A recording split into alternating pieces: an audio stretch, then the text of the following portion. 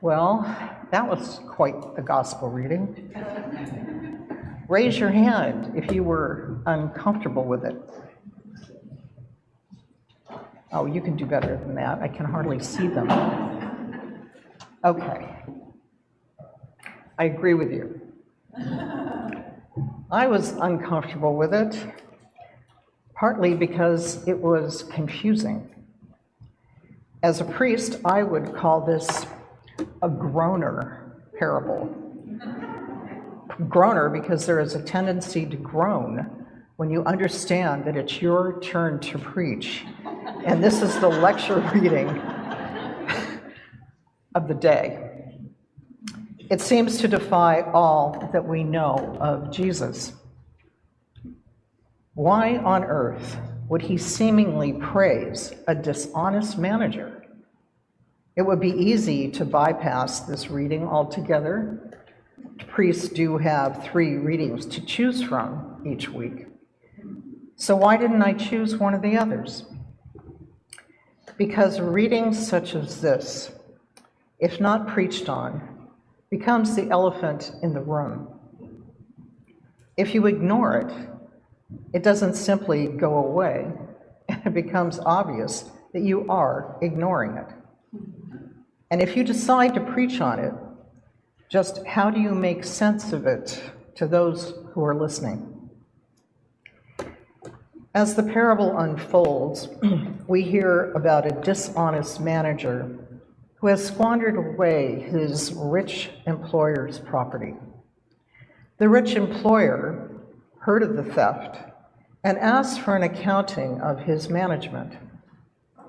The manager was faced with the dilemma of how to survive this crisis because he was not strong enough for physical labor and he was too proud to beg. He devised a scheme to ensure his future. The manager had handled the rent that farming tenants paid to the rich man. They paid a fixed amount in the form of grain or olive oil for the use of the land. The manager suggested to the tenants that they change the amount of their rent that they owed the rich man and put the new amount on their bills and contracts. By encouraging this complicity, the tenants would then be indebted to the manager. He would most likely be welcomed into their homes because they would owe him a debt of honor, if you want to call that a debt of honor. If the rich employer reversed the manager's actions, he would lose face. I would expect the rich man to be angry, but instead, he commended the dishonest manager because he acted shrewdly. Why? Because when all was said and done, the manager made the rich man look good in the community. Kind of a great PR move. We know that the manager responded to a crisis appropriate to his circumstances. How would he have gotten another job if he was only known as a dishonest manager? By others being indebted to him, he could see his way forward. A manager is to be a problem solver. So in this case, he was really being praised for having the qualities of a manager, even though his behavior was dishonest. It's kind of hard for us to be praiseworthy, right? Just then, said the master, Jesus then said that the master commended the dishonest manager because he had acted shrewdly. For the children of this age are shrewder in dealing with their own generation than are the children of the light. To be a child of the light meant to be a follower of Jesus Christ, one who has been transformed from darkness to light and embodies qualities of goodness, righteousness, and truth in their daily life. So what do we take from this? The point of this parable in Luke's gospel is simply that Jesus' audience should learn from the real world about how that new age works. Jesus is not placing himself or God in the characters we have just heard about. He is making a point. Just as in this current age, we might engage in business practices that guarantee our heavenly home. But if we befriend those who can only benefit us, then we have squandered the opportunity to befriend. So befriend the poor and squander your riches accordingly, so that the poor may welcome you into their eternal homes, because that is where true wealth lies. Jesus then speaks to faithfulness and honesty.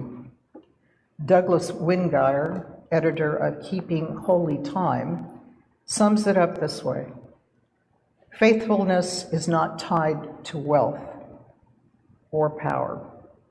If you are faithful in little things, you can be counted on to be faithful in big things. If you fail the little ones, you will fail the big ones too. So, no big dreams of all the things you would do for Jesus when the chips are down. If you are not doing the little things for Jesus consistently on a daily basis, faithfulness in earthly matters has a direct relationship to our treasure in heaven and where our true wealth is to be found. You cannot serve two masters, in this case, God and wealth. This does not mean that wealthy people cannot serve God. We all know they can, and they do.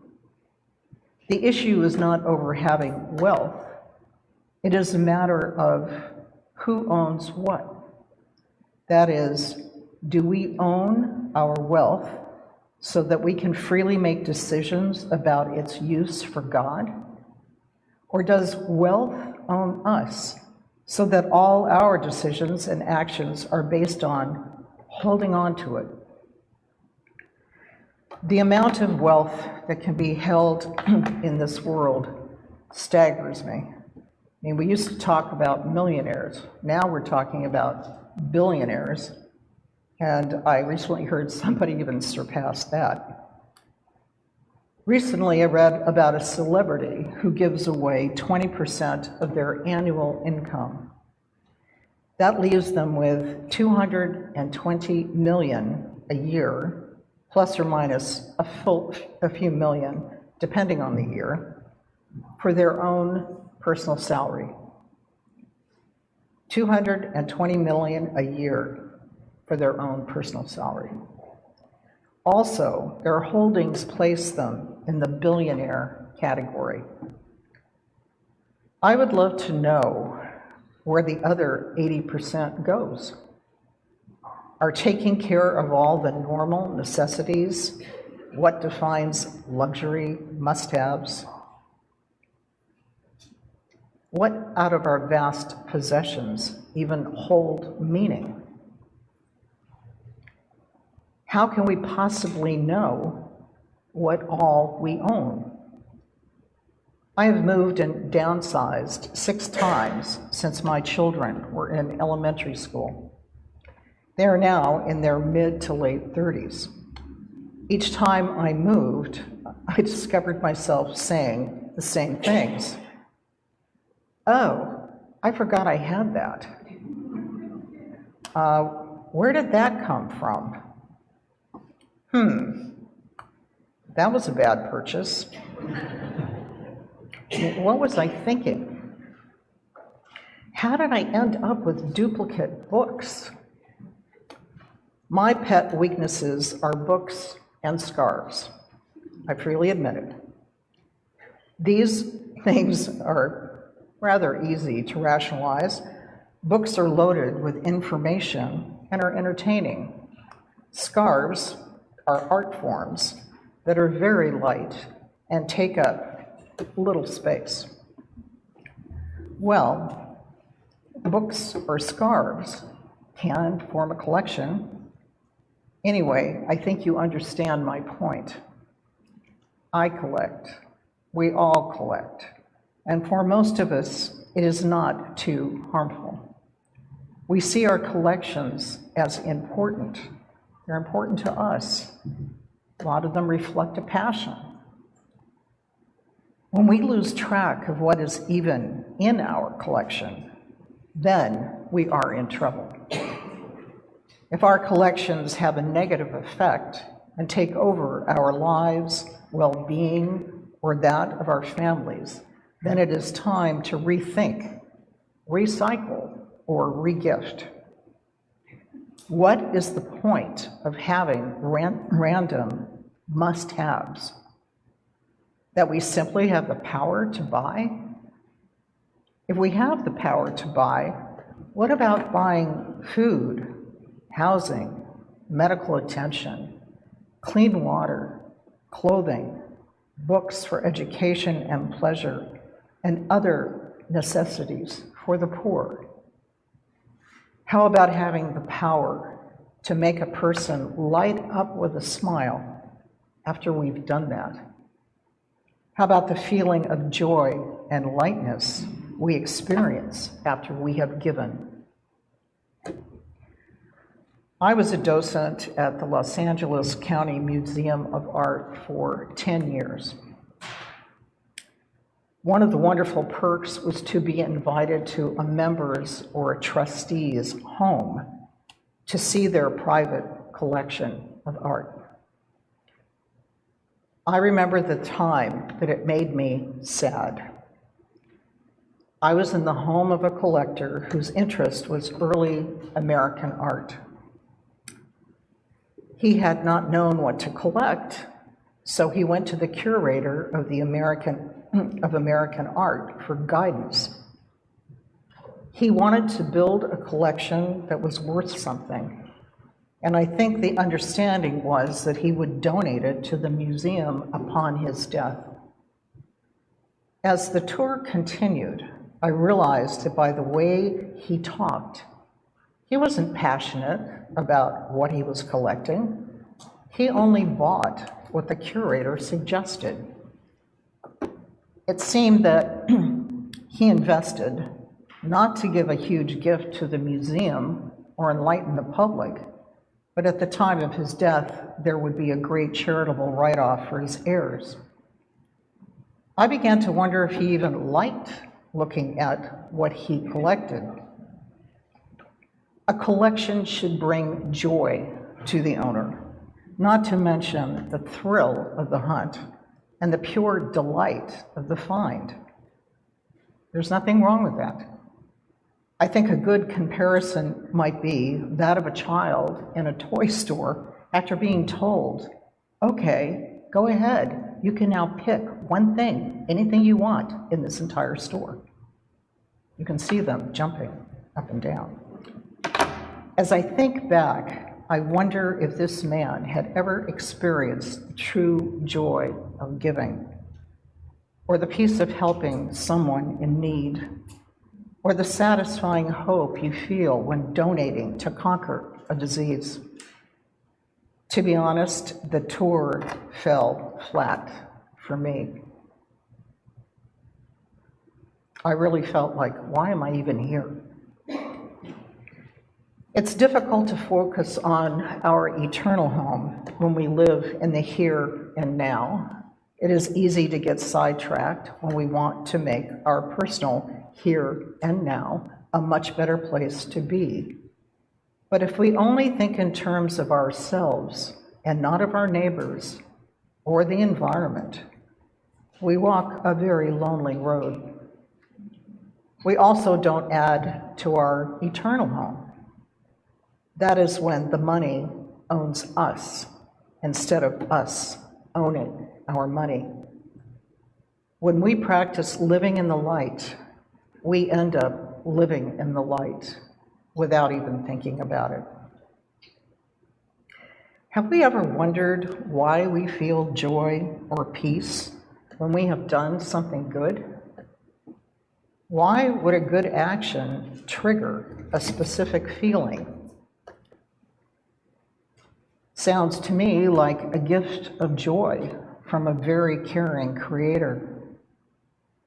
We feel happiness after doing something good because it activates our brain's reward system, releasing feel-good chemicals like dopamine and serotonin.